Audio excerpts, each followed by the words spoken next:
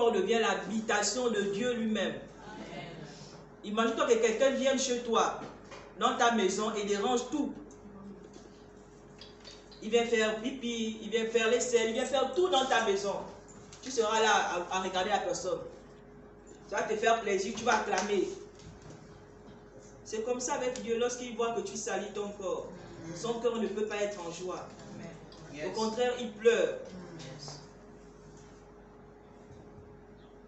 Nos corps ne nous appartiennent pas. C'est la propriété privée de Dieu. Lorsqu'une propriété est privée, aucun individu ne peut venir rentrer sans avoir la permission du propriétaire.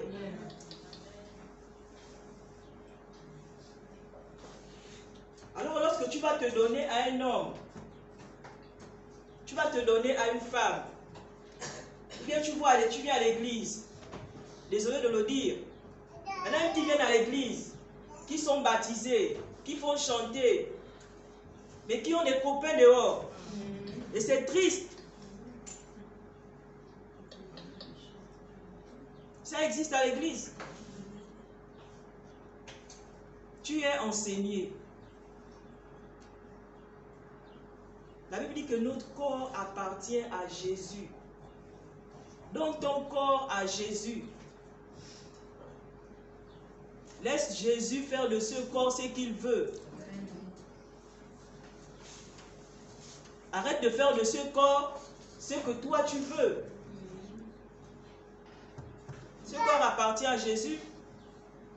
Et imagine-toi qu'aujourd'hui tu as eu Pierre dans l'église et que Jacques vient te demander la main. Pierre te regarde comment?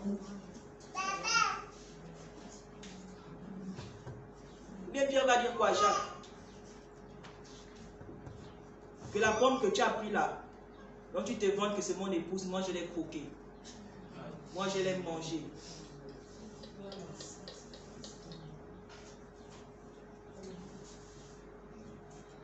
Non, frères et sœurs, essayons de réaliser en fait la gravité du sexe hors mariage. Il va dire à Jacques que moi je l'ai croqué, moi je l'ai mangé. Tu perds même ta dignité de femme. Alors qu'hier on a appris que nous sommes la dernière touche de Dieu. Donc tu vas même dire à Dieu que non, tu as mal fait de me créer dernière touche en fait. Parce que la dernière touche, ça ne me va pas.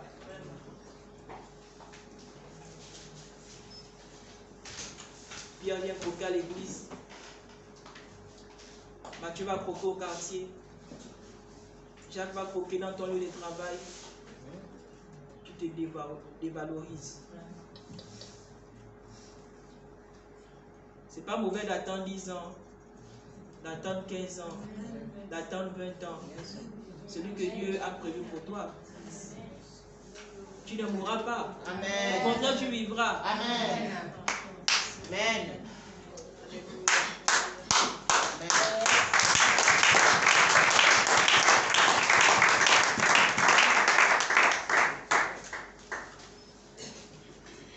Dieu ne dit pas de te préserver parce qu'il veut te faire souffrir. Non, parce qu'il connaît tous les dégâts que ça peut causer dans ta vie. Et c'est des personnes avec qui tu le fais. Dieu est bon. Il n'y a aucun homme sur la terre qui peut être bon comme Dieu. Personne.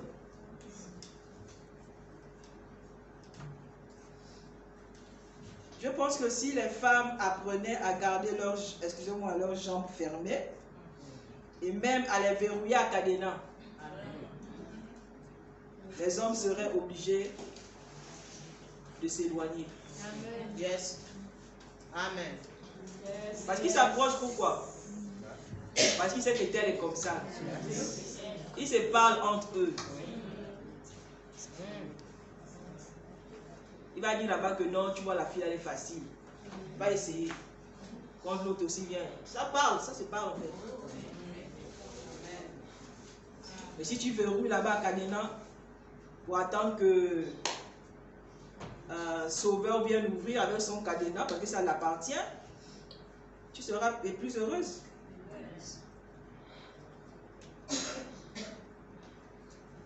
Malheureusement, beaucoup de demoiselles oublient ce qu'elles valent et sont prêtes à baisser leurs standards pour garder un homme dans leur vie. Quelques-unes veulent se convaincre qu'elles sont des femmes libres. Elles peuvent faire ce qu'elles veulent, mais tu n'es pas libre. Tu es en prison. Ouais. C'est une prison. Ouais. Ouais. Lorsque tu vas comme ça d'homme en homme, tu es dans une prison. Tu n'es pas libre. Et tu as besoin de Jésus pour te libérer. Amen. Tu as besoin de prendre la personne de Jésus-Christ pour te sortir de cette prison. Amen. Parce qu'en effet, beaucoup sont emprisonnés. Elles veulent essayer de sortir, mais n'y arrivent pas. Mais quand tu viens à l'église, que tu n'y arrives pas de sortir de cette prison, rapproche-toi de maman pasteur, rapproche-toi du pasteur, rapproche-toi de quelqu'un dans l'église pour te sortir de là. Ne te bats pas toute seule. Yes. Amen.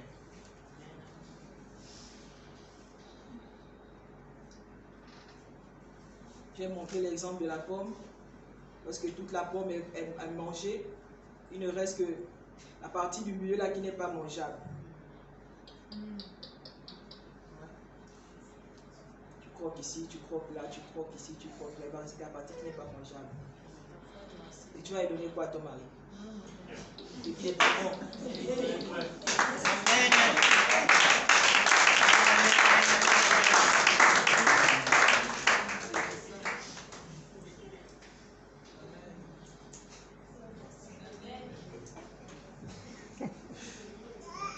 Quelques conseils pour terminer, de garder.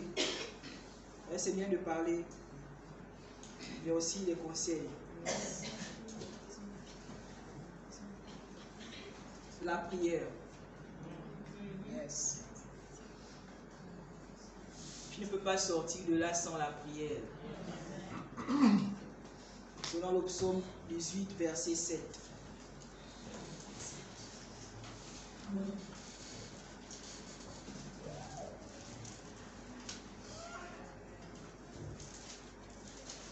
La parole de Dieu dans le psaume 18, verset 7. Dans ma détresse, j'ai invoqué l'Éternel. J'ai crié à mon Dieu. De son palais, il a entendu ma voix. Et mon cri est parvenu devant lui à ses oreilles. Amen. Amen. Amen. Et dans ma détresse. Es-tu en détresse? Prie. Le Seigneur va t'écouter. Tu ne peux pas vouloir sortir en dehors de la prière. La prière change tout. Lorsque tu mets tes genoux au sol, tu es capable de faire des dégâts. Amen. Même toute seule dans ta chambre, tu es capable de te délivrer. Tu es capable de faire partir ces démons. Yes. Tu es capable d'arrêter.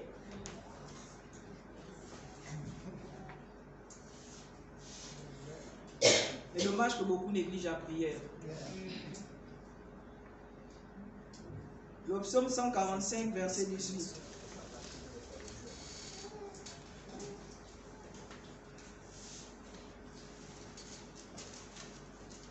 Je lis la parole de Dieu dans le livre de Psaume, chapitre 145, verset 18. L'Éternel est près de tous ceux qui l'invoquent, de tous ceux qui l'invoquent avec sincérité. Amen. Amen. De tous ceux qui l'invoquent avec sincérité. C'est-à-dire que pas tous ceux qui l'invoquent qui lui amènent à agir. Tu peux prier toute une nuit. Mais si en priant, tu penses encore aller demain chez Jacques, Dieu vient agir comment? Mais si tu es sincère, tu veux abandonner Jacques, c'est à ce moment où Dieu vient agir. Amen. Ce qui est bon avec Dieu, c'est que Dieu ne va pas te forcer. Même le pasteur ne va pas te forcer. Ce qu'on fait aujourd'hui ici, c'est d'enseigner. C'est ça notre devoir, c'est ça notre devoir en tant que mère. On ne va pas te forcer d'abandonner Jacques. On va juste te dire que Jacques est mauvais. Jacques peut t'emmener en enfer. Maintenant, c'est à toi de faire ton choix. Il a dit, je te donne la vie. Je te présente présente devant, je te présente la vie et la mort. Mais il a quand même tellement envie de te dire choisis la vie. Il te laisse le choix. Parce que tu as des rapports sexuels hors mariage, c'est la mort. Et dans le mariage, c'est la vie. Amen. Hors mariage, tu es pressé de finir. Mais dans le mariage, tu peux même passer toute une nuit. C'est pour toi. Ta vie te dit qu'arrête. Jacqueline va te dire c'est pour toi. C'est pour toi. Mais quand c'est pas pour toi, tu es pressé, tu te dis que peut-être que l'autre va venir me voir bien. Je vais pas venir me tanguer ici. Non. Quand c'est pour toi, tu fais de ce qui t'appartient ce que tu veux. Instaure des limites saines. Amen. Yes. Instaure des limites saines. Yes. Moi, quand j'étais fiancé à mon mari, quand il venait à Port-Gentil, parce que lui était ici, moi j'étais à Port-Gentil, il était ici à Libreville. Mon père avait dit, mon père est pasteur, il avait dit, vous voyez dans mon salon. Pas de rendez-vous en dehors de mon salon. Oui. Vous voyez dans mon salon. Amen. Et quand il m'envoyait des messages, je disais tout à mon père. Je ne cachais rien à mon père. C'est quand tu commences à cacher là que Satan qui est rusé va commencer à nous donner des messages. Amen. Mais lorsque tu exposes Satan, là, il n'a plus rien. Yes. Le jeune fille me cache trop de choses. Oh maman, oh. Tu les vois des expertes. Hein? Il faut exposer Satan. Même Jésus l'a exposé, il a livré publiquement. Il n'a pas caché Satan, il a livré publiquement. Amen. Donc si tu étais prostituée, dis maman j'étais prostituée. Maman j'ai connu l'inceste. Ce qui est sûr que tu as connu l'inceste, c'est un péché qui va de génération en génération. Tes enfants vont connaître l'inceste si ça n'a pas été détruit avant. Amen. Mais si tu dis la vérité, même quand on a été violé, c'est vrai que c'est pas facile. Mais elle au courage de dire maman j'ai été violée. Bah, c'est lui qui t'a violé là. Il a déposé quoi? Si tu vas dans ton foyer comme ça va marcher? Pas possible. Instaure des limites saines. Tu n'es pas obligé de voir Matthieu 7 jours sur 7. 24 heures sur 24, d'être là ensemble. Vous dites quoi? Vous parlez au téléphone de minuit à 6 heures. Tu n'arrives même plus à prier, à lire la Bible. Il y en a qui font ça. C'est pas normal. Le temps que tu passes avec Matthieu, il y a quelqu'un qui souffle là. Prie pour les hommes. Amen. Laisse Matthieu. Matthieu, tu as le temps de voir Matthieu après le mariage. Même, tu as tout le temps pour Matthieu. Instaure des limites. Tu vois Matthieu même une fois dans la semaine. C'est pas méchant. Mais là, si Matthieu ne supporte pas, tu veux dire au pasteur que Matthieu aussi m'embête. Amen. Maintenant, on verra si Matthieu aussi c'est vraiment un frère sincère. Amen.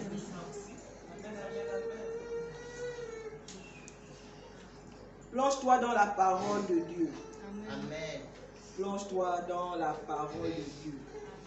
Selon Psaume 119, versets 9 à 11.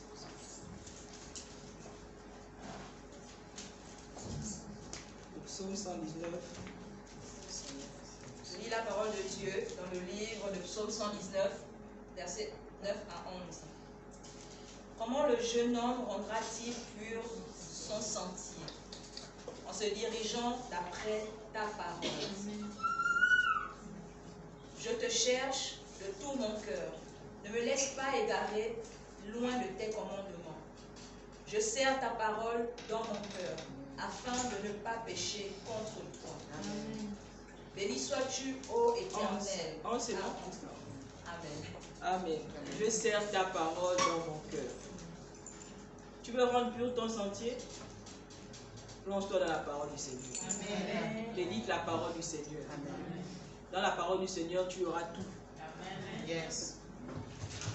En dehors de la parole du Seigneur, tu n'auras rien. C'est la parole qui nous sanctifie. Amen. C'est la parole qui nous montre que là, on a mal agi. Amen. Là, nous sommes dans l'erreur. C'est la parole. Tu as la grâce d'être à l'église. Reste attaché à Jésus. Amen. Attache-toi au Seigneur. C'est dans le Seigneur qu'on trouve un bon mari. Amen. C'est dans le Seigneur qu'on trouve le vrai bonheur. Amen.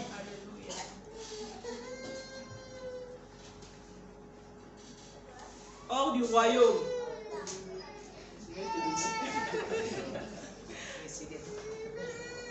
Non, voilà, Dieu s'est habitué à ça. Il sait que Satan.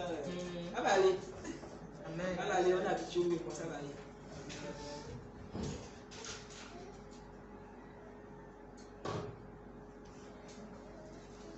Hors du royaume de Dieu, tu ne peux pas. Amen.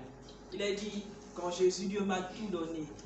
Pardon, paix, joie et sainteté. Amen. J'ai tout, en fait tu as tout. Tu cherches quoi? Tu veux le bonheur, oh. Viens à Jésus. Tu veux la paix, oh, c'est Jésus. Amen. Tu veux un bon époux, c'est Jésus. Amen. Tu veux tout, c'est Jésus. Yes. Tu cherches les enfants, c'est Jésus. Amen. Yes, yes, yes. Il a tout. Tu cherches quoi, ma jeune, ma fille? Il a tout. S'il a donné à... S'il va donner à moi, il peut se donner à toi. Amen.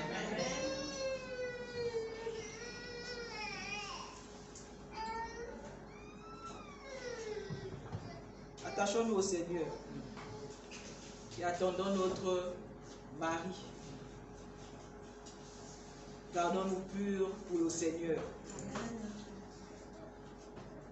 Lorsqu'on devient en Christ, lorsqu'on vient en Christ, on est une nouvelle créature.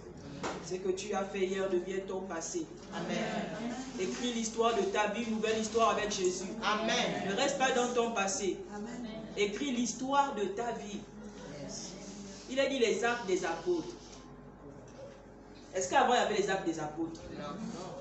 Mais ils ont écrit l'histoire de leur vie. Amen. Tu lis les actes des apôtres. Amen. On peut aussi lire les actes de Maman Sophie. Amen. Les actes de Tel. Amen. Les actes de Madame Ibinga. En fait, toi-même, tu peux changer l'histoire de ta vie. Yes. Laisse pas Satan te marcher dessus, te piétiner. Tu vas demain, tu avances, après tu recules, tu tombes, tu te relèves, tu n'avances pas. Après année, tu es la même personne. Ben, tu veux seulement un petit plaisir de quelques secondes. Même pas minutes, mais secondes.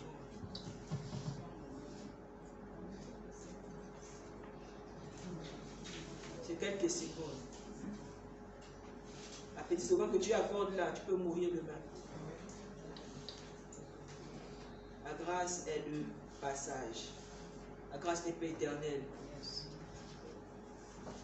Faut que le Seigneur t'accorde la grâce de comprendre ces quelques paroles et qui te garde fidèle à lui. Amen. Que le Seigneur nous bénisse.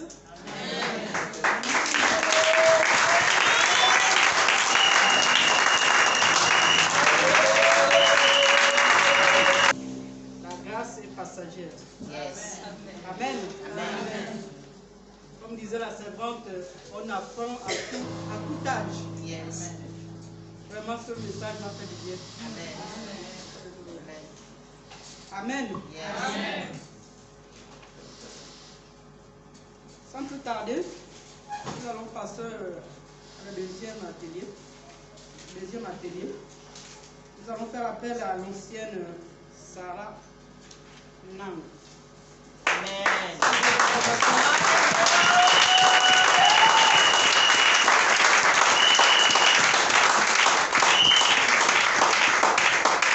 Alléluia. Amen.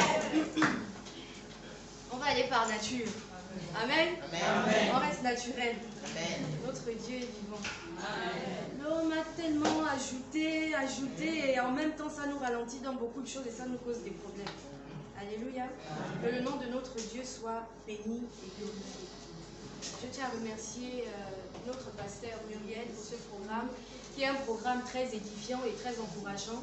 Parce que souvent, il n'y a peut-être pas d'occasion avec la charge qui sont déposées souvent chez nos leaders des fois les rencontrer, avoir le temps de discuter, d'échanger dans des moindres détails. Donc de tels programmes permet aussi d'avoir non seulement l'expérience des unes des autres, mais aussi de retenir quelque chose en ajoutant à ce que Dieu fait déjà dans les messages de dimanche, dans nos différentes assemblées que nous recevons, afin de mettre en place une conduite ferme. Amen. Il faut refuser de sortir d'ici comme nous sommes arrivés. Nous devons refuser cela dans le nom de Jésus. Alléluia. Parce que nous venons prendre quelque chose. Et quand nous sortons, nous devons sortir remplis. Remplis de la présence du Seigneur, remplis des idées, remplis des directions, remplis de sa voix. Alléluia. Que Dieu soit béni et glorifié. Bien-aimés, le thème se pose sur l'entrepreneuriat. La femme, l'entrepreneuriat dans l'église. La femme entrepreneur dans l'église. Amen. Quand on parle d'église, on fait référence au corps de Christ. Ce n'est pas les 4 murs qui nous entourent, mais c'est le corps de Christ. Alors l'entrepreneuriat existe déjà divinement depuis le commencement. Amen. Parce qu'on nous dit Dieu créa. Donc au commencement, il y a une activité, il a déjà créé quelque chose. Après avoir créé, il dit multipliez-vous. C'est un signe de développement. Remplissez-vous. Genèse 1, 26. Amen. On a l'homme, on a avant l'homme, on a après l'homme. Quand vous allez lire le livre de Genèse, vous découvrirez après la suite. L'abondance. Alléluia. Il crée, il dit multipliez-vous. Et après, il crée l'homme et il donne son souffle à l'homme. Il transmet la vie à l'homme. Il y a d'abord la création. Dans la création, il peut ne pas avoir la vie. N'est-ce pas? Ensuite, il y a le développement. Dans le développement, il peut aussi ne pas avoir la vie. N'est-ce pas?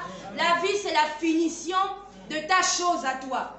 Tu peux créer une recette à la maison. Je vais parler en langage de femmes. Souvent, la cuisine, c'est notre art. Comme on le dit, Jésus prenait tout le temps des paraboles parce qu'il avait affaire à des charpentiers, à des agriculteurs, à des pêcheurs, à des gens qui cultivaient. Amen.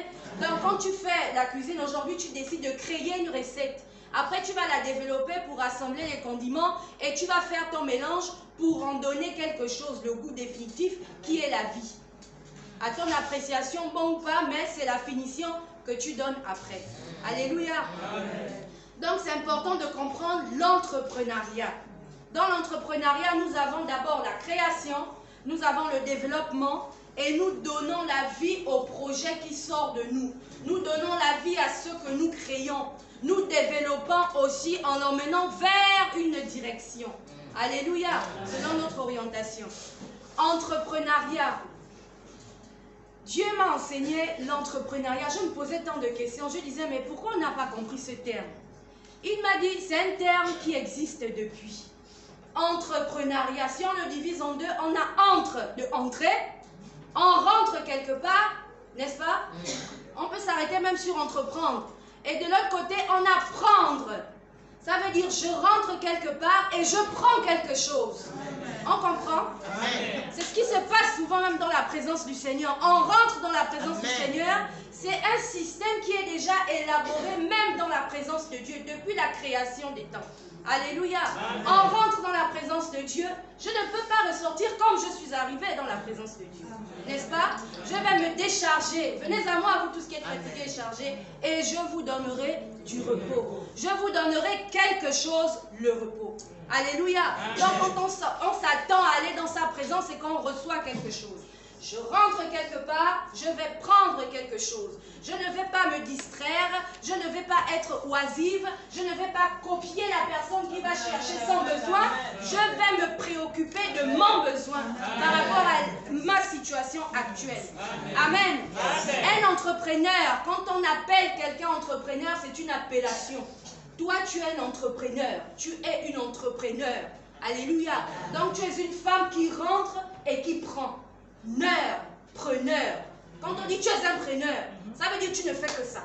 Tu ne fais que prendre. Amen. Tu rentres et tu prends. Il faut d'abord comprendre le préalable. Il faut d'abord comprendre ce principe dans la racine. Amen. Avant d'évoluer. Entrer peut être un ordre. Ça peut être une orientation. Quand on te dit rentre, c'est un ordre, c'est une orientation. Tu suis quelqu'un.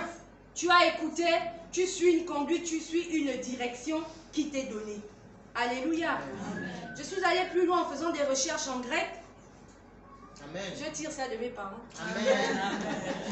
Alléluia. En grec, nous avons l'appellation ASR Kamae. En grec. Ça veut dire entrer dans chaque condition. Je m'arrête d'abord là. Ça veut dire peu importe ta condition, tu as le pouvoir et la capacité toujours de rentrer. Vous voyez un estropié, en langage simple, quelqu'un qui n'a plus ses jambes, peut rentrer dans une salle. N'est-ce pas? Vous voyez quelqu'un qui n'a même plus de membres, il peut toujours se déplacer pour entrer dans une salle. Donc peu importe ta condition, la condition dans laquelle tu es, tu as toujours la capacité de rentrer et d'aller prendre selon ton besoin. Pourquoi tu rentres? Tu rentres dans le but d'abord de te stabiliser. Tu rentres d'abord dans le but de te sécuriser et tu rentres dans le but de te distinguer. Quand tu mets la distinction avant tout ça, ça fait naître l'orgueil et tu n'as pas fait un bon choix de départ. Amen. Alléluia. Pour dire qu'on verra, ils verront aussi comment moi je me présente. Ils verront aussi comment moi je sais créer. Notre Dieu n'est pas un Dieu d'orgueil. Il est humble, il est venu servir et pas pour être servi. Amen. Alléluia. Et c'est l'exemple parfait. Quelqu'un qui quitte de sa royauté pour venir servir un pécheur et qui crache sur lui. Vous comprenez le degré, l'immensité de l'amour et de la patience. Alléluia.